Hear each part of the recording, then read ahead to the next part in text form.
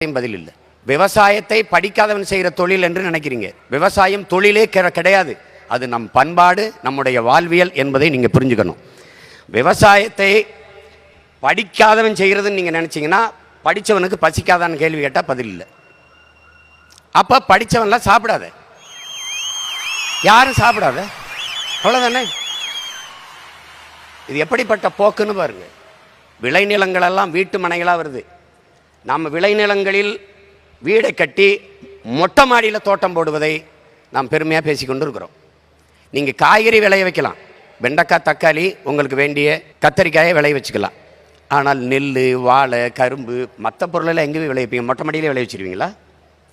அப்போ எவ்வளோ பெரிய பேராபத்தை நோக்கி நாம் நகர்ந்து கொண்டிருக்கிறோங்கிறத நீங்கள் கவனிச்சுக்கணும். இலவசமாக அரிசி வருது அப்படின்னு நினைக்கிறோம். எத்தனை காலத்துக்கு இலவசம் கொடுத்துட முடியும்னு யோசிக்கணும். ஒரு நாள் யோசிக்கணும். ஒரு மனிதன் தன் வாழ்நாளில்